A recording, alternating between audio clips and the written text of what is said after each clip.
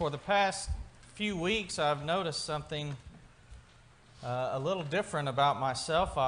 I've noticed that I just seem to be a little more mature, a little smarter maybe, maybe even a little wiser.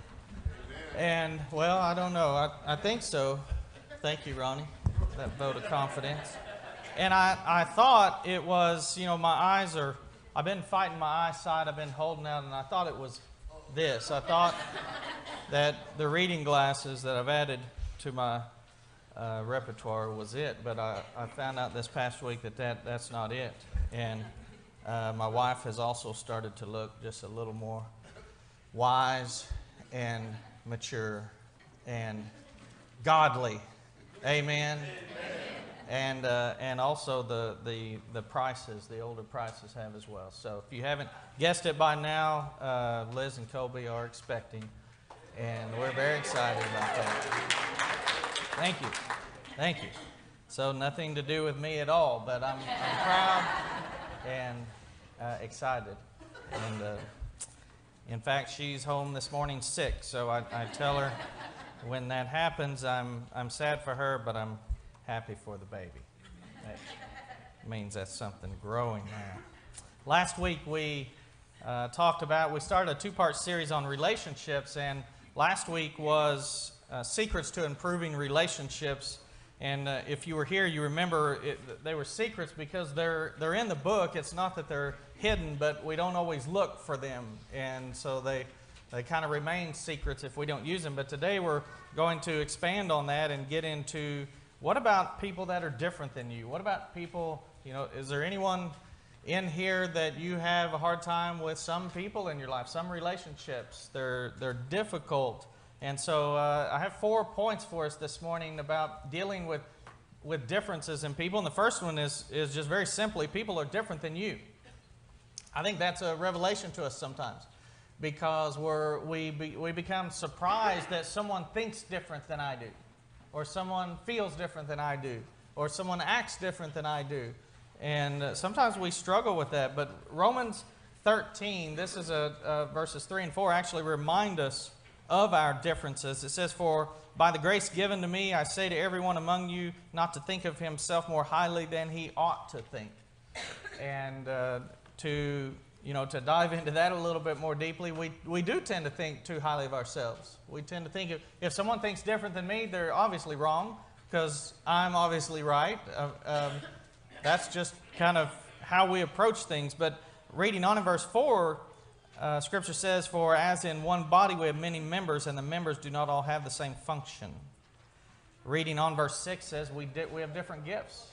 We're not all the same. We don't have the same function. And do you think that's by accident?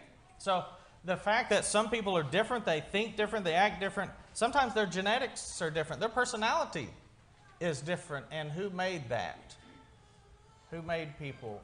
Their genetics and personality. God, right? God made them that way in a lot of the ways that people are, is my point. And now you add to that their experiences, and their past is different than your past.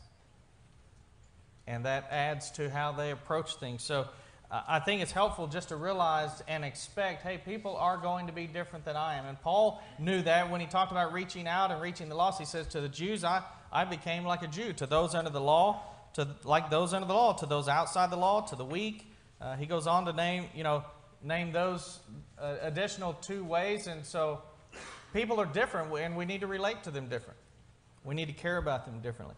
And then Romans reminds us, Romans 14, verse 1 reminds us not to quarrel over opinions. Do we ever do that? Anyone ever have quarreling in your house over opinions? Some things are just opinions. They're not right or wrong. They're not good or bad. They're just opinions. And we're not to quarrel over those. And then here's kind of an added layer. Verse 4 says, "Who are you to pass judgment on the servant of another?" And of course, the other is God. They're a servant of God. And sometimes that's kind of that helps us to take a sobering step back, that I might need to take it a little easy on this person for where they're coming from, because they They're serving the same God I'm serving. All right, number 2. Everyone has some baggage. Turn to your neighbor in love and say, you have some baggage. You do. You do. And then say, you do too. You have some too.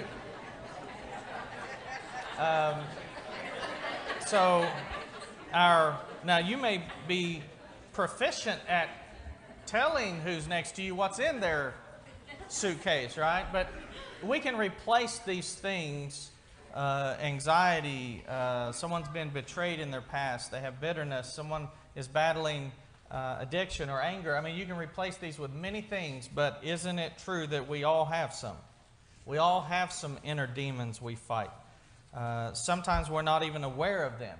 And some of it is sin. It's because we live in a fallen world. Remember, Romans 3:10 says, none is righteous, no, not one. Meaning, in and of ourselves, there's not a single person on earth in and of themselves that's righteous.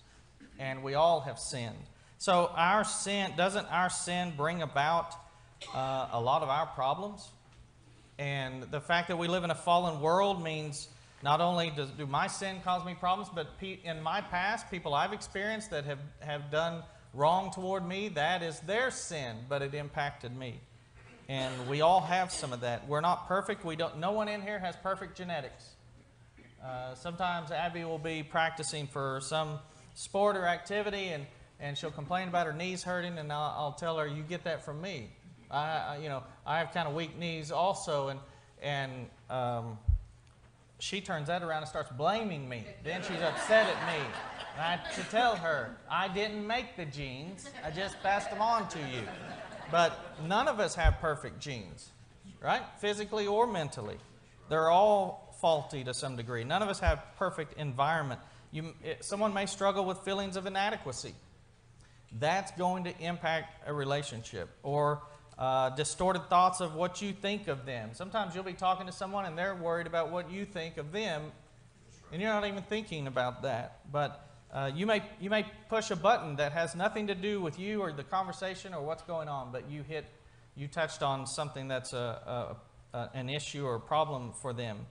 And once in a while, more so in the past, but still once in a while, Stephanie she'll say, when you do that, when you talk that way, you remind me of, and I'm not going to name, but so-and-so. And what she's saying is that in that relationship in her past, now I'm hitting that button. And sometimes I wish I could go back in time to when that so-and-so, before that so-and-so knew her, and say, listen, treat her good, right?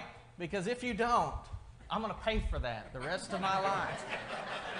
Sometimes, and maybe sometimes I'm at fault in that. There was one silent amen there. But we do hit buttons sometimes with people that don't have anything to do with us. All right, number 3. People don't hear what you hear. Mom and Dad and I were at a doctor's appointment a little while back, and it was Mom's appointment for her liver and problems with that. And so we're at this doctor's appointment, and the doctor comes in, and we're hanging on every word. I mean, he has the answers to our questions that are very important to us. And so he talks, and we're listening. We ask him questions, and we walk out of there, and we go sit in the car, and we say, okay, well, what you think? One of us said, well, that sounded pretty good. I'm encouraged. What do you mean you're encouraged? He said this. Well, did he? Now, hold on. He didn't quite say that. And then we get to talking, and the 3 of us have 3 totally different stories of what we just heard. And we're sitting in that doctor's office, 3 intelligent people, and we have one job in that doctor's office. We're even taking notes. One job, to listen and understand. And we walk out of there with 3 different versions of what he just said. And I think this is an analogy that I think may help. When a few years ago, Bob flew the elders and ministers, we went down to Lubbock for a conference and for a workshop. anyway, when we're flying, so being in Bob's plane, flying, Bob, hands me these headphones. I put these headphones on. Okay, well, I can kind of hear him, but in addition to hearing him, I hear all this chatter of, towers and all this airplane lingo and all this stuff that evidently is important to pilots and safety of humanity. But I hear all this chattering in the background, and then we talk, and I can't hear Bob, but I have all this background going on. And I couldn't do it. That doesn't work for me. I had to take those off. It's just too much going on. I can't understand. And the truth is, when we communicate with each other, it's like right now, for example. As I talk, you hear most of what I say, maybe less, because the mind gets distracted, right? You have your own thoughts going on in your mind the same time I'm talking. So I'm talking and you're talking in your mind. You're interpreting what the words I'm saying, and they mean certain things to me and maybe something different to you. And take all of that and mush it up, and that's communication. We don't hear what other people hear. Isn't that something? Mark, a couple examples of this. Mark 8:31. This is where Jesus began to teach his apostles. He's trying to prepare them for the cross. He says, the Son of Man must suffer many things and be rejected by the elders and the chief priests and the scribes and be killed. After 3 days, rise again. And he said this plainly.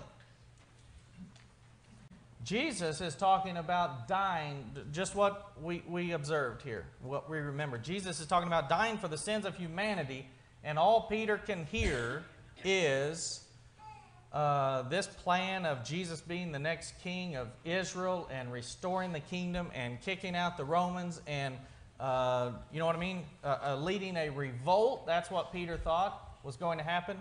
And Peter, because of that, no doubt, Peter begins to rebuke Jesus. This is, we could spend some time on that, but long story short, he brings over the Creator and the Son of God and begins to correct him because he didn't hear what Jesus was saying.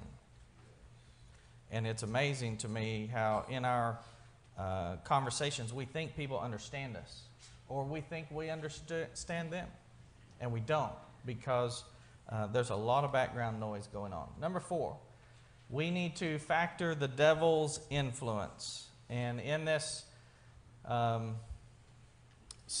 occasion where Peter corrects Jesus, so he corrects him. He said, but then Jesus, when he realizes the apostles, he's seen his disciples, he rebuked Peter and says, "Get behind me, Satan." Jesus could not have rebuked Peter any more strongly, any more directly, any more clearly. And he calls him Satan, no doubt, because he knows, Peter, Satan is working through you to get to me.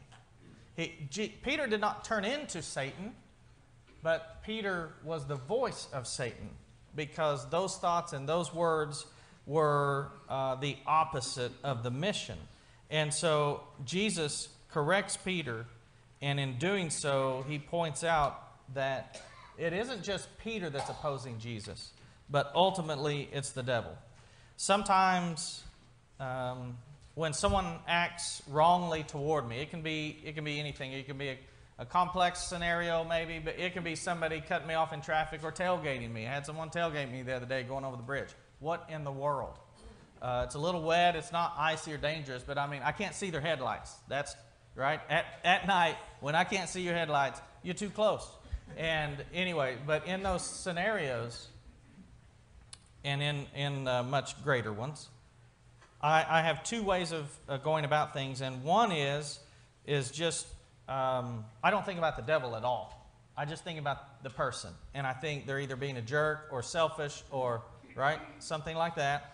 And it's irritating to me, and I want to react to that. That's one way. Another way, which I'm growing in, and I did just this last week, and I'm learning to do this, and that is I factor the devil's influence. I factor his tempting. And so I look at what this person's doing, and I realize it's not just them. The devil is working on them. He's working through them. And so I'm still irritated, But then all of a sudden it hits me because I still want to react. But then I say, you know what? I don't want to help the devil. I can see what he's doing. I don't want to help him. I don't want to further what he's trying to cause, disruption and conflict and chaos. And I decide I want to help God win this battle because, after all, this isn't, again, our battle's not against flesh and blood.